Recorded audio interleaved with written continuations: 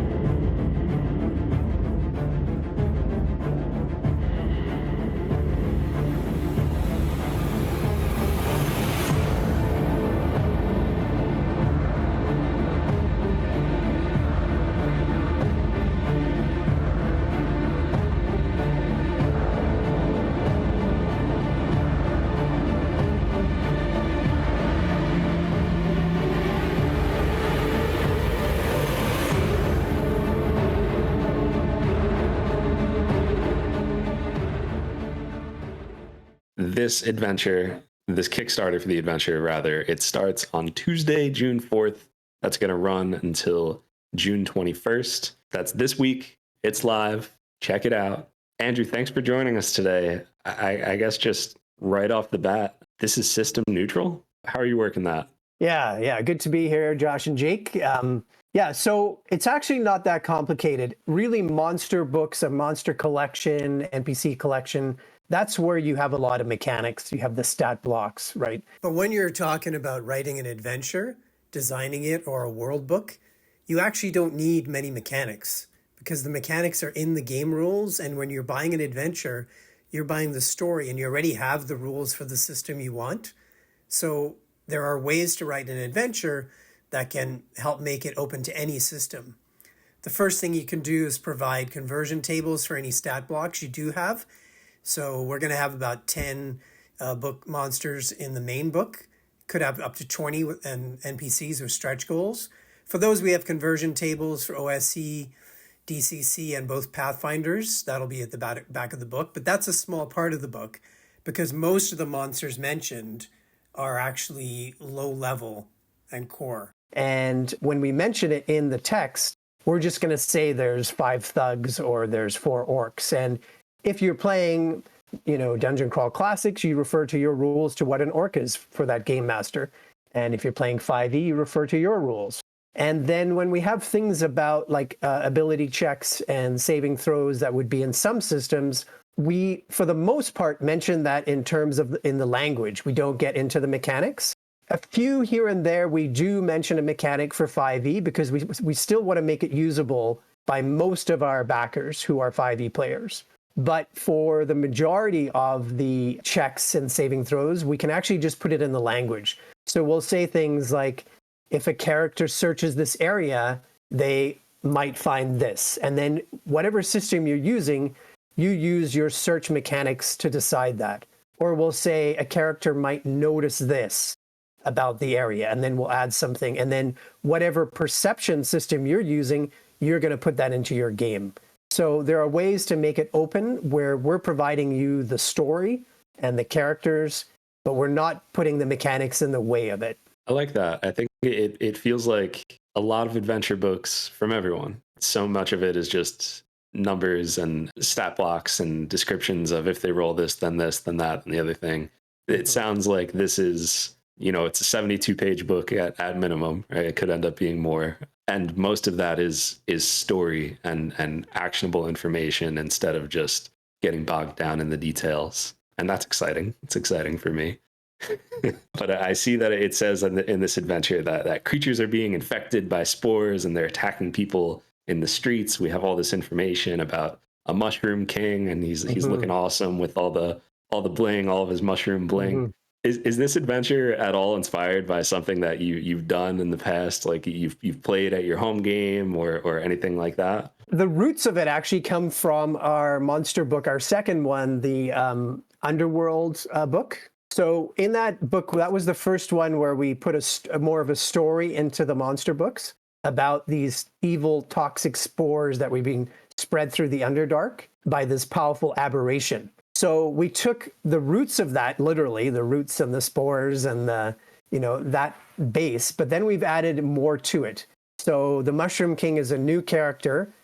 He hasn't been in my home game, but we love Fey characters. And when we polled our backers, the number one creatures that people still want are actually Fey creatures.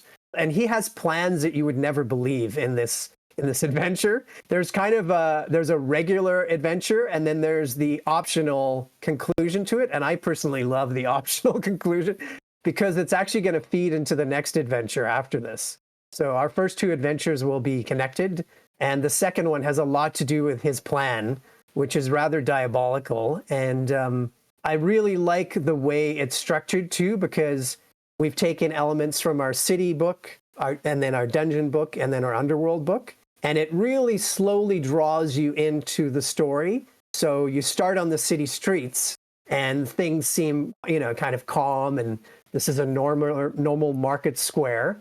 And then things continue to evolve as it goes on further and further into the story. That's really exciting. There's a few things I'd like to ask about that. So you said an optional conclusion. Is it based on the outcomes and things the players do, or is it just a little bit of what you'd like to do next? Like, what do you mean by that? Well, what I mean is there's a way that you could just run this as an adventure by itself and have a conclusion. The players could have completed their quest, or you could continue the story, and that's what the optional. Would you like to know more? Kind of a. No, that's a spoiler. I mean, I'm the only one who knows that. Nobody knows about. Actually, Travis knows. The artist knows. Ooh, we got some inside information. That's journalism. Yeah. Travis knows the ultimate plan, but nobody else knows. The map maker doesn't know, which is actually another really great new thing. Of course, we're going to have Travis is back with us to do the art, who's done all of our monster series and our World of Mir book. But the new cartographer, and he wants to be known as a fantasy cartographer, not a real one. He's actually originally from Europe, but he lives in Canada. His company is called Voyages Workshop, and I've been a huge fan of his maps for years, and he's working with us. So on the Kickstarter page, you'll see some examples of the work he's doing, and I love his work. Very traditional, very artistic. I like working with people who are very particular, and they really want to make sure everything is done 100%, and they add extras. They add a lot more detail than they've been asked to. So what's it like seeing your world and your games come to life like this? Because I think it's, correct me if you think I'm wrong, I think it's fair to say you've made the monsters. If you've backed the World of Mir, you're going to get that in your hands soon. Mm-hmm. And now you're making an adventure. It's just like on your own. Like, what does that feel like? That's got to be pretty cool. Oh, yeah. Creating something from scratch, like the World Book, which is probably the PDF's going to be ready in a week or two. So the people will have that very shortly. 232 pages of World. So yeah, and that took 10 years to finish, writing everything and creating everything. It's really amazing to have something from scratch and then to have this in your hands at the end, the printed version.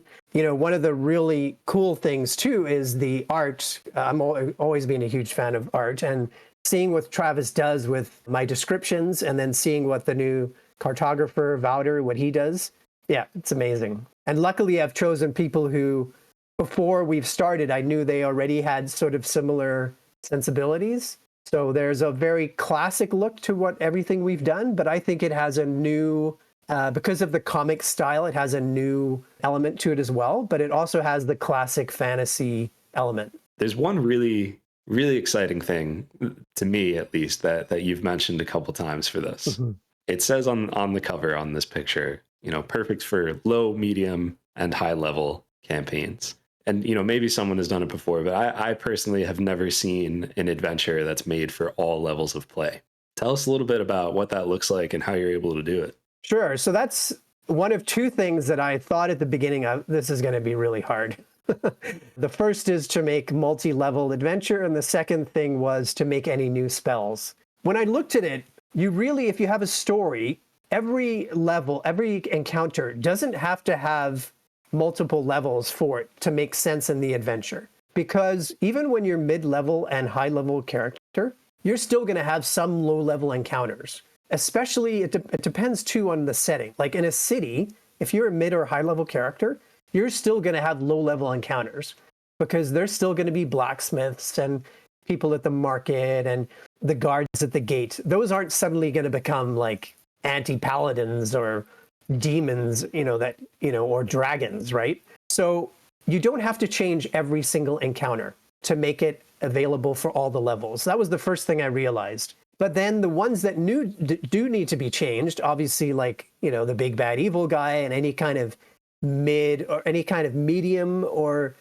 tougher fight, those need to be changed so now they have options. So we've done two things. The first thing is in the text after the encounter, we've added mid and high level options. Now, a lot of those actually are to do with monsters from our books.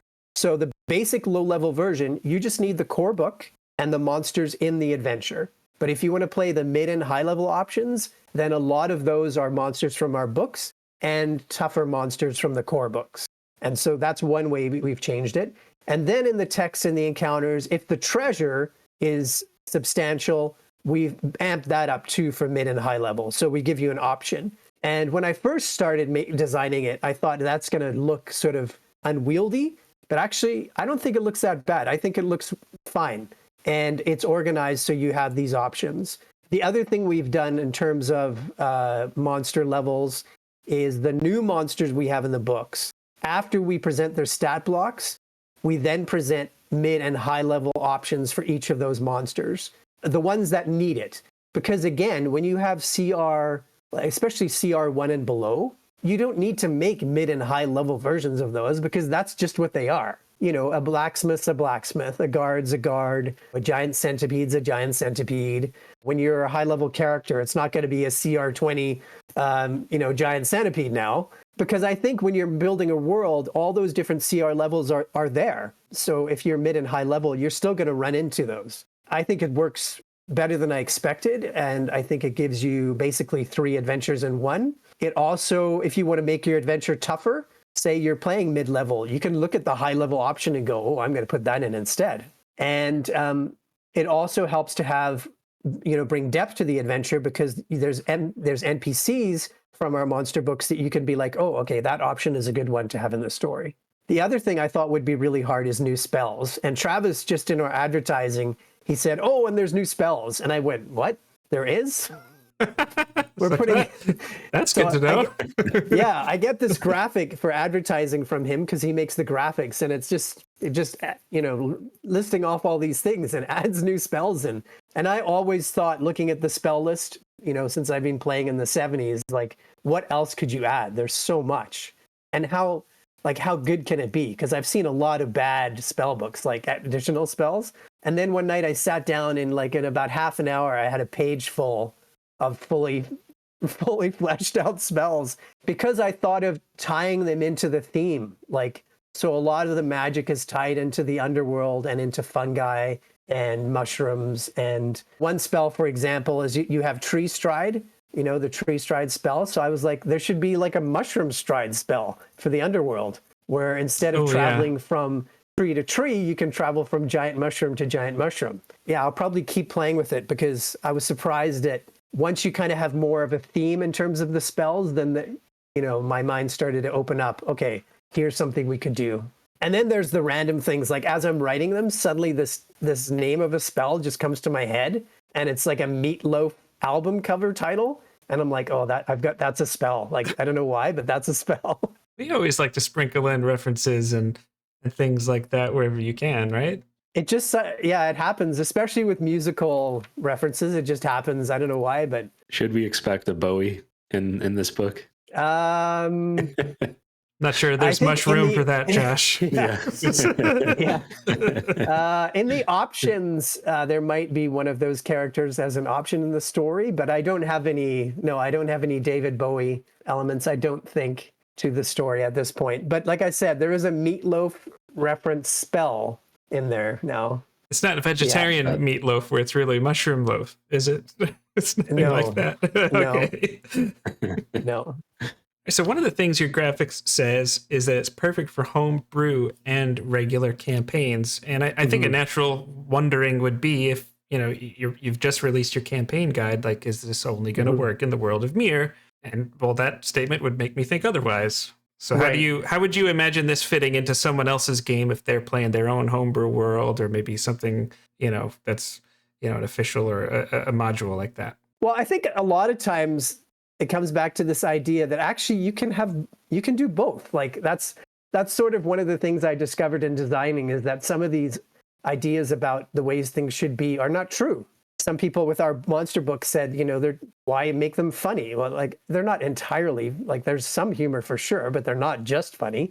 But it's okay. Like you can have fun playing D&D and you can have humor. And another thing is, the worlds. If you make a world, it doesn't mean it can't be open to people to homebrew. And in fact, the perfect example is the Greyhawk world. Unlike Forgotten Realms, there's a lot of space left and a lot of ways that you can use Greyhawk as a template. Even in our world book, we have a whole page where we say we have a list of like 40 adventure hooks, and we say, if you want to play with pirates, here's a whole bunch of locations you can do that. If you want to have a giant adventure, here's a bunch of places that you could do that. So the same thing with the adventure. When I started thinking about the story, I knew where it would be in the world of Mir, and I knew what characters could be connected to the story. So you can connect it into the world of Mir, but you can also play this adventure in any town or city, any fantasy town or city. That's the way it's set up, because the opening encounters take place in a market area. So any town or city that has a market, you can play this adventure. And again, I think there are ways to keep your products, your books open to many different kinds of players. And there's some assumptions that people have about, it strictly has to be in this game system, or it strictly has to be in this world. I don't think those are true at all. I think there's a lot of flexibility in these games, and we can take advantage of that. One question that I know we kind of talked a little bit about off camera, but for the people at home who want to know, how long do you think this adventure for most tables would go? I know there's people who could speed run it, and there's people who could role play eating dinner and going to the bathroom and whatever. But just for the average table, how long do you think it would take them to get through it? Well, I think the average group now probably plays, from what I've seen in polls and people I know and our groups, probably 2 or 3 hours. A lot around 3, but there are groups that play shorter. I'd say 2 hours is probably the minimum. It's hard to do much, an hour and a half. You're not really getting that much done. I'd say for the average group that plays 2 or 3 hours, it's probably at least 3 to 6 sessions. Again, depending, part of it has to do with how the party proceeds through the adventure. It begins in a market area. So it's possible they could leave that market fairly soon and begin the next stage of the adventure. Or it's possible you could spend an hour or 2 hours of game time there, right? So there's a big range. I'd say the average may be up to 6 sessions, but there are other groups that you could make this into a campaign. It wouldn't be that hard. A party that's really looking for clues, they could be out of, and who really wants to get going and not role play that much, like an old school player like me, we could be out of that market like very quick and into the next stage. The next stage is a dungeon area. To get through there quickly, that would be a little harder, at least a couple of hours, even if you're doing it quickly, depending on where you go. And then there's the underworld section. And that, again, opens up a lot of other possibilities and avenues. And we've given a few little places where if you want to add something that's literally off the map, here's just a little clue to something you could do. The one example I'll give is that there's one little encounter that mentions an area that goes into the sewers and gives you a few little details about how that could be used to expand the story. So we've added those little pieces in, because as a as a DM, I love that kind of stuff where that's something I would take and I would just keep adding and keep adding to it, especially if there's some player who does some random thing like, I'm going to jump in the sewer, right? Which I can see it happening. So that's one reason that I wrote down some options, because I can see someone just be like, I'll jump down. Oh, yeah. You never know what a player's going to do or what they're going to, some way they're going to approach the situation. You're like, I did not anticipate that at all. Exactly. And I've added characters where, in the original versions of the game, they didn't give you much description of a character, but that sometimes could turn into quite a bit. So what we've done is even for the small characters, we've added a bit more detail and given you something that you can really run with. So off the market area, there's a whole bunch of different establishments like inns and taverns and stores and things. And in one of those, there's an innkeeper who once he finds out you're adventurers, he's not going to be very friendly. And the reason is because his son, who works at the inn, wants to join a party eagerly. And there's a whole story about that. So we've added little pieces in there so that there are people who could be added to the party. There's people who could kind of annoy the party. There's people who could be helpful. And one of them actually talks about the prophecy, which we're going to have in some of our videos, which Josh very graciously done the voiceover for. So that's another layer that we've added in, one thing that I really like. And it gives you some hints of what's to come. I love that foreshadowing element. I think that's a common theme for all of your books and just something that game masters appreciate and have come to expect from Cawood Publishing, and that's just more tools on how to engage with your products and your content out there. So it's no surprise to hear how much depth you've added, but it is very exciting. I also like the length of it. A lot of adventures you see are like, this will take you from 1 to 11 or like 5 to 12 or something like that. And it's tough. Sometimes you want something that's not like a 2-year commitment. Yeah, 100%. I feel the same way. I feel either they're too short or they're too long. Like I see ones that are advertised, oh, it's a 1 or 2 page or 3 page or 4 page. I'm like, what? That's not, that's a list of encounters. And then the other ones, like you say, the group hasn't got 3 or 4 years out of their life to finish this. I think for the Strahd adventure, I took out, which is really the Ravenloft. I think I took out like 2/3 of the book. So we tried to find something in, longer than the original kind of modules, which inspired us, and give some more detail, like some of the newer ones. But we don't want to go, there's kind of a limit, I think. And then if we make multiple adventures, you're going to have lots of options. It's kind of like one of those things where if you mention something in the module and it's almost implied, or the dungeon master who's running it should mention it, it's almost as if some game designers don't expect people to be interested in it or to interact with it. It's like, well, the dungeon master mentioned it. Of course I'm going to at least try to learn something, or it's like, I mentioned this really cool thing, this really, shiny toy, but don't play with it. It's like, well, why is it there then? Well, exactly. And for me, like creating it's so much fun because anything that's mentioned, hey, let's just give that, almost not every single thing has, more like the guards what you first meet when you come into the city. I haven't given them a massive amount of detail because one of them I kind of mentioned a little bit, but there's not a lot of detail because that's not really part of the main, it doesn't really have to do with the story at all. But as soon as you get into the city there, one of the shops, I even mentioned there's a cat, and then I add a little bit of detail there just to make him into a character, because as you said, there's going to be a player who's like, I go over and talk to the cat, or like, oh, I jump into the sewer. Or even if it's just a handful of sentences or one sentence, like, this cat is cranky. Okay, that's all I need to know. It's Grumpy Cat. Here it is. Yeah. There's a clue in there. Originally, I was going to have the cat go over and put his paw on it. And then I thought, no, that's going too far. I don't need to lead players that much. All right, Andrew. So your big bad evil guy, the main antagonist, I mean, it's got to be the Mushroom King, right? The Rise of the Mushroom King. So there's a quote that on some art that I've read. I'm sure it'll be on the Kickstarter. It says, the Mushroom King is a reclusive creature that roams the underworld.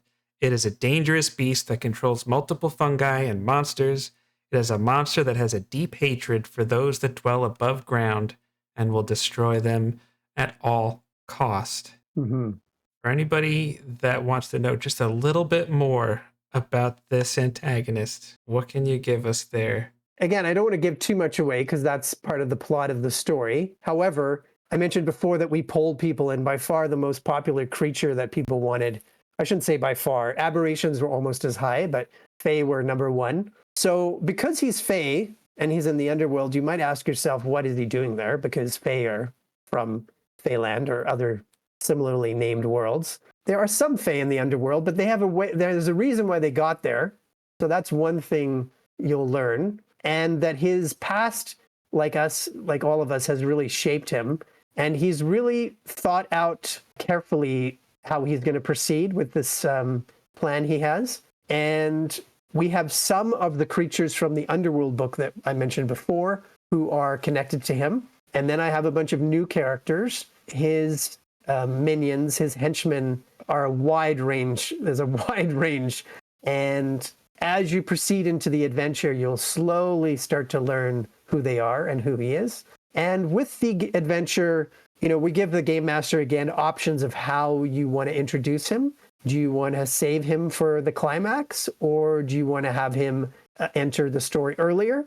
And one basic thing we've done, which I've noticed is being missed in certain adventures, and of course, we're not saying we're going to be perfect, but I've read a number of adventures where the creatures actually couldn't get to where they're supposed to go because they're a large creature, for example, that's 10 by 10, and the passageways are only 5 feet. Or they're a huge creature and the passageways are only 5 feet or 10 feet. I've noticed this multiple times, and it's something we were really aware of to make sure in this adventure there are paths and ways of movement for the characters and for the monsters and NPCs.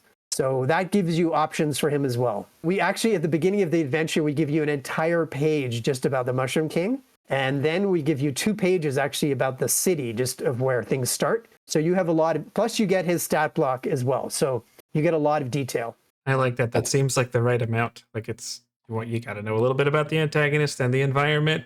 But if you're drinking through a fire hose, it's going to be too much to get down. Yeah. Actually, that's a good point to make, because for my liking, most published adventures have too much stuff at the beginning. Too much like, oh, I really don't need to know that, or like you're going on and on about the same thing. So we kind of get going fairly quickly, and then we give you the Mushroom King, the city, an overview, and then boom, the adventure starts. Well, I'm very excited to learn more about the Mushroom King and all of the plots and plans that are going on.